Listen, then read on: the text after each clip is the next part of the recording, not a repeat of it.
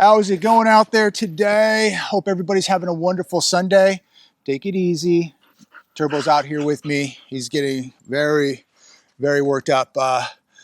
Just raked out a lot of this yard, a lot of pine needles that had to be raked out. No. So just got done with that. Had a couple notes that I wrote down earlier that I wanted to share. A few things I wanted to share. Real quick, I want to respond to somebody yesterday. Somebody said I was breathing hard yesterday. You're absolutely correct. I was. And of course, this person doesn't have a picture because I'm sure she's a supermodel and in wonderful shape. But I'm carrying around a 25, 30-pound pole saw, extended 16 feet, cutting branches. We did a quarter mile, about half of the driveway, and got about a quarter mile done carrying this thing. While Jacob was trimming the lower stuff, I was hitting everything up top with the pole saw, and that thing is heavy. So you damn right.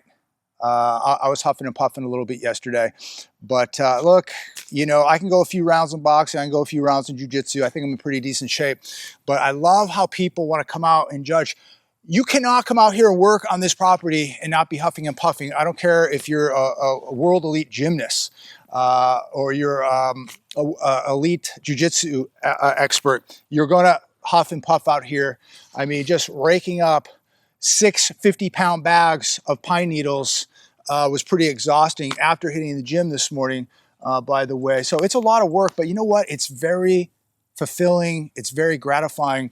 And, you know, there was a time where I really thought about buying a Ferrari or a Lambo and doing cars for coffee videos. I thought that would be fun, but I really couldn't stop doing what I'm doing because I'm so concerned about what's happening in America. And my priorities, like many of yours, have probably shifted. It's not about boats. It's not about cars. It's not about fancy houses. It's really about the lifestyle. It's about doing something that satisfies you. It's about doing something that's fulfilling. Fooey.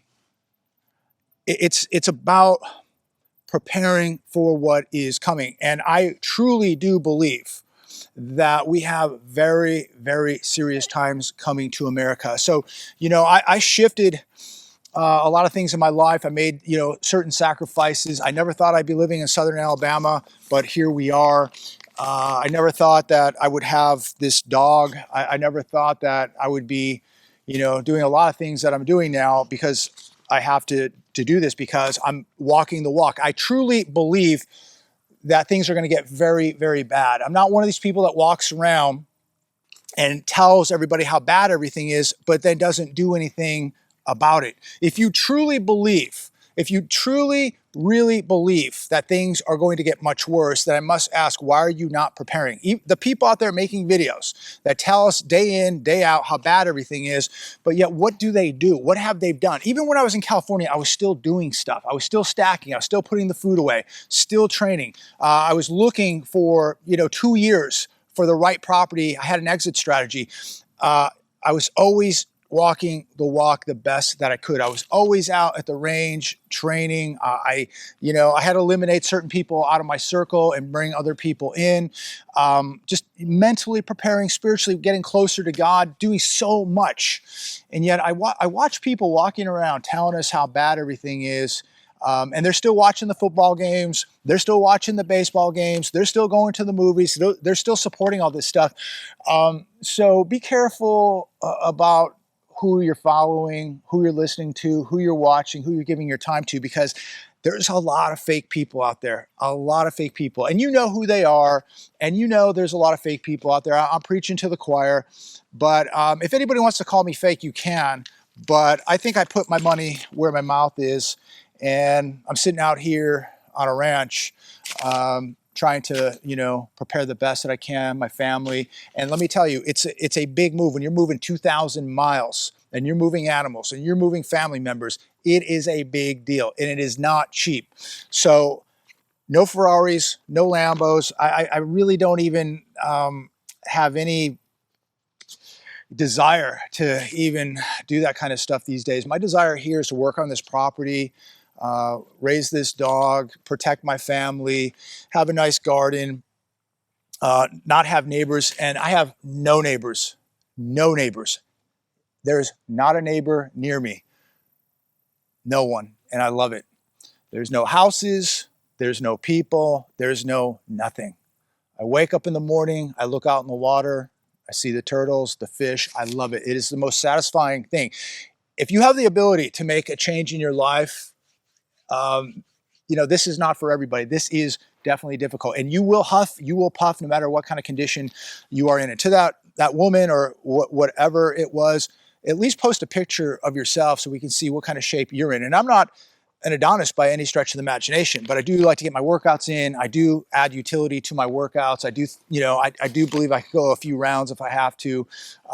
You know, I have tested myself and I have trained pretty hard over the last few years. But I'll tell you what, you carry a 30-pound pole saw around for a quarter mile and cut branches all day or 3 hours, and we'll see if you're huffing and puffing. If you're not, there's something wrong with you.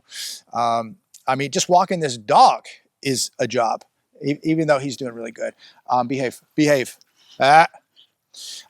a good boy. Big old puppy. Fooey. But anyways, I wanted to just address that a little bit. Hey.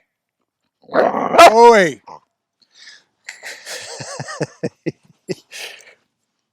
Fooey. Calm down. He's so worked up. He gets out here. I come out here. He gets so worked up. But anyways, he's an important asset to this property because we are out here in the middle of nowhere, and the sheriff's been great out here. Have met a couple of them, and they've been absolutely fantastic. Fooey, quit it. But it's always good to have something like this on the property, no doubt. And I sleep really good at night knowing that he's here and that he's going to get much bigger and much more protective. He's a big dork. Love him to death, though. Love him to death. But I think he's gonna mature into a really, really good dog. You know, when he hits 10, 11, 12, get out of there. When he gets 10, 11, 12 months, I think he's gonna mature into a pretty nice dog. Okay, come here, come here. Anyways, shifting gears a little bit. Again, walk the walk. Walk the walk, ladies and gentlemen. Please walk the walk. Come here. A few things I do want to talk about briefly today, and it's about jobs. We are no doubt seeing a job labor crisis, call it whatever you want. But there was an article today I was reading, and it was talking about the most popular jobs in some of the biggest cities. I'm going to adjust this a little bit. Some of the most popular jobs in some of our biggest cities like Chicago, LA, Phoenix, Houston, etc. And I won't go through all of them specifically, but in general, a lot of these cities had the same types of jobs. And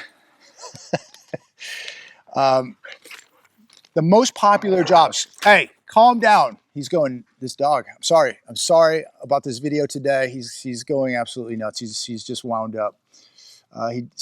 Now he's going to pull the sprinkler out of the ground.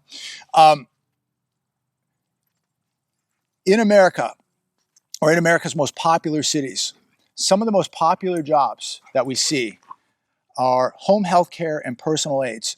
And these average around $37.9 thousand a year. Retail salespeople, $37,350 a year. Registered nurses, they do well, $113,000 average in these big cities. Fast food workers, $36,480. Cashiers, $36,120. Manual freight and steel workers, $40,000 a year. Customer service reps, $39.3 thousand a year. First off, let me say this. AI is going to replace most of these jobs probably within the next 5 years, 10 years max. Probably 5, maybe less than that. But when I see these numbers, how in the world are people surviving in these cities? These are Houston, LA, Chicago. These are expensive places. Phoenix. How are people surviving on $40,000 a year, $39,000 a year, $36,000 a year? How in the world are people doing this? I have no idea. If you do, please comment down below. But it just seems to me mind-boggling that people are living in these cities making $40,000 or less. How in the world are they surviving? I mean, you look at the price of a new car, $50,000 on average now, gasoline, food expenses. I mean, your cell phone bill, your cell phone. I mean, people can't even buy a cell phone. They have to put the price of the cell phone in the payment. So people are financing their cell phone with the payment each month because people don't have $1,200, $1,500 plus dollars to buy a cell phone. But they buy them because they have to have the latest and greatest. But it is absolutely shocking. And you know, when you look at the labor crisis that's taking place, the real estate crisis that continues, the commercial real estate apocalypse that continues, retailers are going to get absolutely smashed this Christmas, in my opinion. I don't even believe the data anymore with the Christmas numbers. But one other thing I do want to talk about today is the US dollar and how that is on borrowed time also. And think about, I don't think people really understand or realize the importance of the US dollar and their living standards and their purchasing power. People have no idea how important having the world reserve currency is. Without the US dollar being the world reserve currency, America is done. It's done. And we're seeing now, I believe, an attack on the US dollar, and it's going to continue to be under extreme pressure. And I do believe the US dollar is doomed. And most Americans will continue going to baseball games, going to football games, going to basketball games, supporting these organizations, paying, you know, money for season tickets, $100 for a game, $25 for parking, you know, $15 for a beer. They're going to continue doing this, putting it all on a credit card, financing it, buy now, pay later. And yet they have no idea what's happening behind the scenes, what the BRICS nations are doing, what's about to happen. Your purchasing power has already been destroyed. Most people cannot even afford to go to the grocery store now without a credit card or buy now, pay later. And yet they still go to the games. They still want to live the middle class lifestyle. They can't give it up. And they will go deeper and deeper into debt to support a lifestyle that they can no longer afford. And it's unfortunate. But ladies and gentlemen, you got to be smart now. You got to hunker down. You got to really hunker down. You got to live below your means. This is going to get really, really ugly. And the dollar is, in my opinion, on borrowed time. The dollar is doomed. And Americans have, the typical average American has no idea what is going to happen one day when they wake up and they find out that they're no longer middle class, they're in poverty. And there's going to be no getting out of poverty. It's almost looking like we're going to have a two-tier system. So, and this is another reason why I had to get out of California, why I had to get to a rural area, a small town. And I must say, it's probably the smartest thing I ever did in my life. Don't forget your 90210s. Don't forget to be training. God bless every one of you. Stay safe and always be walking close to God. Please pray for this country, ladies and gentlemen. It is an absolute disaster. People are walking around like zombies. People are in their bubbles. And by the time they realize what has taken place, it will be too late for them. Make sure it's not too late for you. Stay on track. Keep preparing. God bless. Take care. Good boy.